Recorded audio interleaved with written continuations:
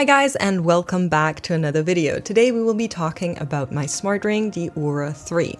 I'll give you my honest and unpaid opinion, as well as a long-term review after using it for over a year. We will be going into the basic functions of what it can do, and then go into health, sport, and sleep, and I'll tell you my conclusion at the end. Let me say right out of the gate that I do like the device, but I feel like there are some glaring issues with it that you should be aware of here and there if you are looking to buy it or if you're interested in smart rings in general. I personally didn't know smart rings existed until I was at one of my events and my colleague Aya actually showed me that she had been tracking her sleep on her smart ring. And because I don't really like wearing stuff on my wrists, I never considered a smartwatch. I don't like the feeling of bracelets or watches, so I was like, okay, no point in getting those.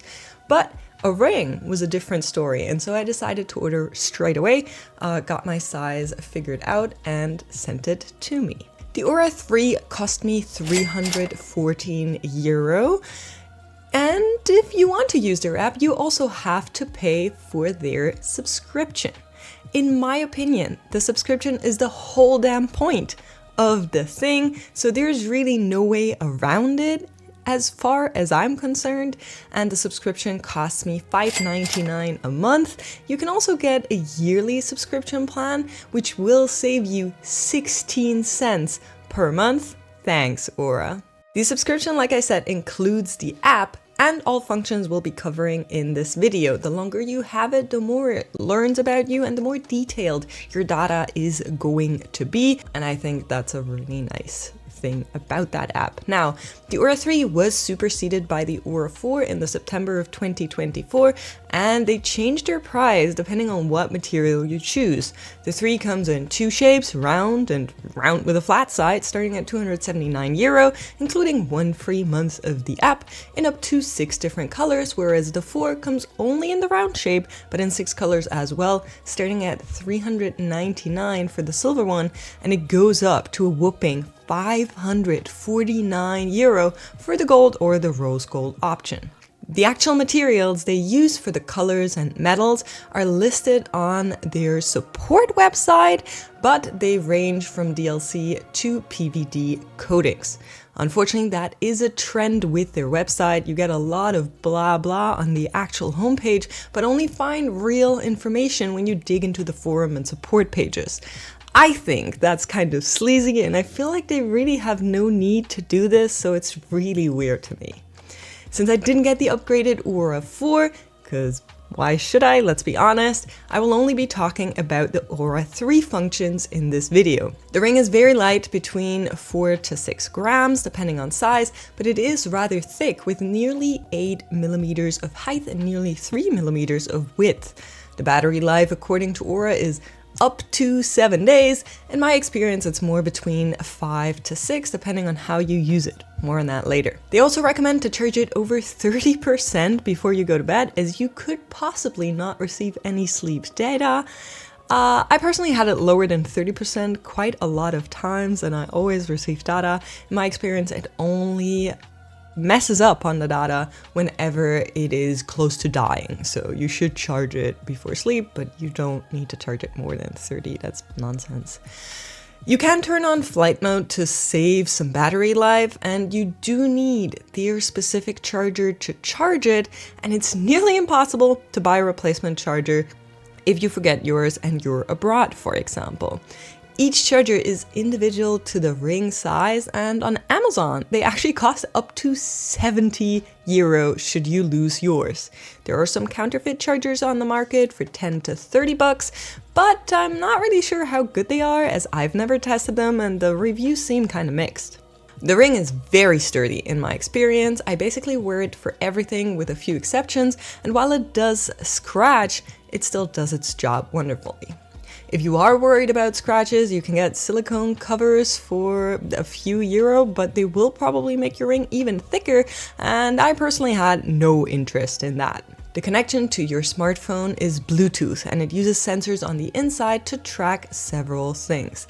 It has infrared, green and red LED to track your heart frequency, how your ring sits on your finger. The sensors should always be on the inside, and in case it's a bit wonky, the ring also compensates with these sensors. Additionally, it has an NTC sensor to track your skin temperature, which helps in raising health info, as well as an accelerometer, I practiced that word, to track your movement, workout steps, and so on. It's FCC certified and EMF secure. With these sensors, Oura claims to track a plenitude of things, so let's take a look, starting with health. In the time I've been using the ring, they made a lot of changes to the app, and mainly the health aspect of the data. If you're blessed to be on a monthly cycle, the app tracks your cycle days based on your period input and temperature, giving you a pretty solid insight into your fertile days, which can be helpful for women looking to get pregnant. Temperature tracking is not 100% safe, so I wouldn't recommend it for contraception, but it can be helpful to get some insight about your cycle. Like many girls, I used Flow before, and while they do work together and data can be shared, I personally didn't like the vibe of the Flow app. I thought everything seemed a little bit condescending and like, ooh, it's a girl's thing, which I would rather just have clean medical data, and that's exactly what Oura does, so I am very happy to have that solid alternative. You can also add any symptoms you are having, whether it's cycle related or not, as tags into the app. I rarely use it, but I find it nice to have. For example, let's say you have headaches infrequently and you would like to find out where they could be coming from. You can just tag it every single time it occurs and then see if there's any correlation to your sleep, to your activity, or anything else that you're tracking at the same time. Let's say alcohol consumption or caffeine or whatever. You can make all of these tags and then see how they correlate if you want to track something individual to you, which I think is pretty nice. The health part of the app also tracks your heart frequency as well as give you a cardiovascular age. It's based on all of your data to see how healthy your heart is compared to your age. It's measured based on the pulse wave velocity. The ring uses PPG technology to basically take a look into your arteries and then see how stiff they are and how fast the blood moves through your body. It also has the option to let you take a walking test where it measures your VO2 max based on your age. However, that function hasn't really worked for me ever since they made it available a couple months ago. Every single time I try to do it, it cannot find my location, despite location being enabled. I didn't really care enough about this feature to contact customer support about it, but I also haven't tried recently, so maybe they have fixed that. I don't know how this function works. I couldn't use it, like I said, and yeah, unlucky. All of that to me is kind of nice to know, but not crazy needed in my opinion. However, the app uses all of that accumulated data to gauge your physiological stress level.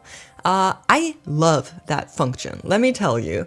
It will give you a graph on where your stress level lies and when you were relaxed as well. So there is an overall time of you've been stressed so and so many hours per day, and also show you when you were stressed, basically. It is based on your resting heart rate as well as temperature, heart rate variability, and motion. And as someone who works a high pressure job, I'm no stranger to over 10 hours of physiological stress on any given day. I find it really helpful to see these graphs and then be able to just take even a 10-minute break to calm down and get some deep breaths in, relax my body to even out all of that high intensity strain on my body. Recently, they also added a symptom radar, which will tell you when you seem to be getting sick. It showed up twice for me and wasn't very accurate, as it told me it showed major signs when I was already getting over my sickness, so at like the first recovery day, and the other time it told me I'm showing minor signs when I didn't actually get sick. The feature is only a few weeks old, so I imagine they're still improving that. Hi. I know you've been watching this video for a couple of minutes now already. Would you mind just clicking on that sub button for me? It really helps me a lot, and You know, I feel like we have something special here. Moving on to Sport. The app detects when you're active just like any smart device would. To me that makes a lot of sense because the inside of your finger seems like a better spot to track a lot of your health data compared to the outside of your wrist, especially when we're looking into heartbeats and so on. It does give you an activity goal based on your age per day as well as your goal that you're trying to reach, so whether it's weight loss or weight gain or whatever. If you are like me and you like sitting in front of your computer for an extended amount of time, it will also send you pesky reminders onto your smartphone where it will remind you to move your legs, get up, do something, stretch or whatever, just to keep you a little bit more active all throughout the day. Now I would say, besides being a gamer, I am pretty active. I train karate twice per week and I also visit the gym somewhat regularly. That is where some of the trouble starts. Karate is a contact sport, so I am not allowed to have any wearables on. That wouldn't be different with a smartwatch either, but I can log the session afterwards. So Oura has 200 and something different activities you can choose from, including house chores, for example, but it also tracks martial arts. I can then choose if it was an easy, moderate, or hard training session, and I guess that's the best test possible, given that I can't track during the session. However, here is one thing that I hate about the app, and I cannot believe that for the price that it costs, this is not possible. You cannot log a training session a day late. Now, for me that is an issue because I usually train in the evening, whether it's gym or karate. Sometimes the evening is then busy afterwards, and I don't remember until after midnight or after my sleep. If that happens, there is no option to enter the training session anymore. I think that's a massive oversight and very annoying too, since it then won't count towards your reached goal days that Oura tracks on the summaries that you get from them regularly. In an email at the end of May 2024, I reached out to them and I said, hey guys, I think this is really lame. I should be able to track my training a day late. I got an email back that basically said, oops, we're sorry, it's not possible, but we're working on it. Over 6 months later, this function is still not working. I cannot log my training a day late, and I think it's super lame. On top of that, if you are a night owl and for some reason you train in the middle of the night, let's say between midnight and 4 a.m., you can also not track any training during that time. So I think that's also super lame. Now, as I said, I can't wear it during karate training, but I can wear it when I hit the gym. And I do. It can sometimes be a bit uncomfortable when you are gripping bars and there is pressure on the ring when you're throwing weights around. I personally feel like that's the case for me when I do deadlifts. That's where I have a lot of weight on the bars. And so I take it off for that specifically, but I keep it on for most of the other stuff. Now, with weightlifting, it is not something where your heartbeat goes up as much, and it's a lot of movements that are, well, because of what you're doing, secluded to a specific muscle. It doesn't track it too well, so I still have to lock it manually, but usually that works out quite fine. But a function that you do have if you're into running or jogging or something like that is to start a training session when you are about to start your run, or I think cycling works as well. You go into the app, you hit start, and for the time being, you get a much more specific heartbeat rate monitor, as well as a function that explains you which zone you have been training in. And I think that is really nice. I love using this. I love tracking what zones I'm running in when I do my cardio exercises, and I think that's really neat. However, when I'm walking at home on my desk treadmill, which I have below this desk and I can like drive it up, I found that it sometimes doesn't track distance or steps when I have my hands resting on the desk, because obviously the accelerometer doesn't track any movement, so it's like, oh, I guess she's sitting even though the heartbeat is up or whatever. So there is a little bit of inconsistency. I feel like that would probably be the same with a smartwatch, but it's just something to be aware of. Other than that, It tracks activities pretty well when I walk around a lot, like let's say I'm in a city or I'm hiking or whatever. It will be like, hey, we saw you were doing some activity, was it walking, was it hiking or whatever, and you will be able to then tag it afterwards and say, oh, it's this. If you are feeling sick, jet-lagged, or otherwise incapable of exercise, the app also has a function where you can plop on rest mode, which will stop the app from pestering you about activity goals and moving your legs. That way your activity goal days stay true to your capabilities. And I think it's really nice that there is a function where you can say like, hey, I'm not feeling too good, I'm trying to recover, and the app will prompt functions for you to do that as well. Moving on to the biggest feature of the Oura, in my opinion, and that is sleep tracking. Compared to a smartwatch, it's so much more comfortable to wear a ring during your sleep, and it works really well. It shows you the different phases of your sleep, your movement, as well as your heart rate, and gives you a score each night based on a bunch of parameters. It will also determine your chronotype after a while to figure out when the ideal time for your sleep is, but unfortunately, the app doesn't take its own information into consideration. Let me explain. I personally have a very late chronotype. I knew this before using the ring, but alas, it confirmed it. That means whenever I look at my sleep scores, there's one thing that's bright red, and that is the timing part of these parameters. The app berates me for going to bed late, even though it tells me I should be going to bed late.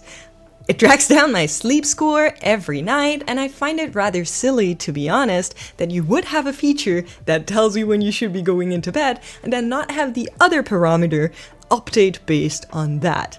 There's also no way to manually change it, and I also didn't reach out to customer support about it, but maybe I should. Let me know if that is something you'd be interested in a follow-up. Other than that, I think the parameters are really nice to look at. I really like looking at sleep latency, which means how long did it take you to fall asleep. Sometimes I get like 2 minutes and sometimes it's over an hour, so you can really see what days your body was too exhausted or maybe not exhausted enough. And sometimes I will also feel really tired after getting enough hours, and then I look into the app and I see that I was awake more than usual, or I got less deep sleep than usual, which feels validating to know that, oh, I felt kind of bad, and here is why. And then of course you can use the text to try and figure out what was different that night. I also like that it accumulates your actual sleeping time, so when you are awake during the night or the latency or when you wake up, it adds all of the sleep time and tells you the actual time that you were asleep for, which I think is really nice, as well as show you those phases like I was mentioning. It can also track naps and add them to your sleep score, so you can now see whether or not that nap was actually helpful or drag down your overall performance score for the day. And I also have a bunch of people in my community, shout out to the Discord crew, who have an Oura, and it's been really, really interesting to see their different sleep styles. Some people move like a lot during the night, and matter of fact, we have someone that we bought a weighted blanket for this Makesmas, and they have been moving way less now, and it's so cool to see that kind of change and see how their sleep has improved. At the same time, you can also see that some people perform pretty well on short sleeps, or that some people get way less deep sleep than others. If you know someone that has an Oura, you can also share a circle with them where you then get the other person's health and sleep data. I imagine it must be really nice if you know how your partner slept that night to be able to adapt to their sleep scores, or if you have a friend that you've been trying to get more active with, to compare the activity scores and then be like, hey, they're keeping up with their activity goals, I should feel motivated to do the same. I personally don't have any friends, so I wouldn't know what that's like. As someone that travels a lot, I found that the app sometimes glitches when you make big time zone differences. So whenever I travel from Europe to America or to Asia, sometimes the app glitches out because of the time zone difference. To be honest, it happens to my body as well, so I can't really fault it. Usually people are not making these moves as frequent or more frequent than me, and after a day or two it will be all back to normal. It's just during the time where you fly. Sometimes the tracking can be a bit wonky when it comes to your sleep and what day it counts towards. I've been basically wearing this ring non-stop for over a year. I've been only taking it off when I was handling meat or fish in the kitchen, showering, or doing exercises as I laid out earlier. And I am pretty happy with the overall feedback I get. So here's the conclusion. I think it's still a pretty hefty price, especially because of the subscription model. I think you either make the product pricey or you make a subscription model, and somehow Oura decided to do both. I still continue to pay because I find the data very helpful to my everyday life, but I feel like this product could be more accessible. An idea would be to maybe make the app free to use but have ads natively, and then have an option to pay to get the ads off of the app. I feel that that is always the most honest way, because at least I'm not paying for using an app that is kind of necessary to this device, and it's not like they're not profiting from getting all of your health data either, so let's not pretend that that is the case. Overall, the ring is sturdy and not hideous, but it is also rather big and will catch people's attention since you will be wearing it daily. There are some big drawbacks when it comes to certain activities where you can lock stuff only in limited ways, and the fact that you cannot retroactively lock activity is atrocious for a device this expensive. The sleep tracking works really well, and I find the battery life to be solid. Even after a year, I usually just charge it in the time that I'm taking my makeup off in the evening or when I shower and get ready in the morning. That is mostly enough, and I rarely have to charge it outside of that. You do have to bring the charger with you when you travel somewhere, because otherwise you don't really have a way to charge it back up. Unless you're just traveling for a weekend, then you can charge it before you leave. I thought their customer service wasn't exceptional, but it also wasn't the worst, and it feels like there's actual humans working there, which is rare enough these days, so I will cut them some slack. The features that I found surprisingly nice that I didn't expect to like were the stress tracking and the cycle tracking. Both of these have really helped me to be a little bit more aware about my own capabilities each day and how I can help my body to feel more healthy. And I really have been kind of working on balancing out my stress a lot more than before, which I think is working nicely. I also really like that the Oura sends you updates, even though they can be annoying. The Oura is one of the only apps that is still allowed to send me notifications on my phone, because I like being reminded of, hey, you've been sitting for over an hour, maybe it's time to just get up and move a little bit. And I try to do as it says. Of course, that's not always possible, but it's a good input. Now to the big question. Do you need it? Most definitely not, but it can be helpful to see some of your health data, and it gets more detailed the more you enter, and especially if you're trying to figure something out, I feel like it's really, really helpful. If I had the ring back then when I didn't know about my fructose intolerance, I feel like I would have figured it out much faster if I had used tags actively to try and figure out why I was getting all of these stomach cramps. At the same time, if you are willing to pay for a personal coach to yell at you when it comes to your diet and activity, why not pay an app that basically has access to you 24/7 and get pretty much the same result, if we're honest. That concludes my video on the ring. Let me know what you guys think of it. Is there a feature you are missing? Do you think it's really worth it for a price this high? Let me know in the comments down below, or just comment a sleeping emoji if you want to help out with the algorithm. Leave us up if you haven't already, and I'll see you in the next video.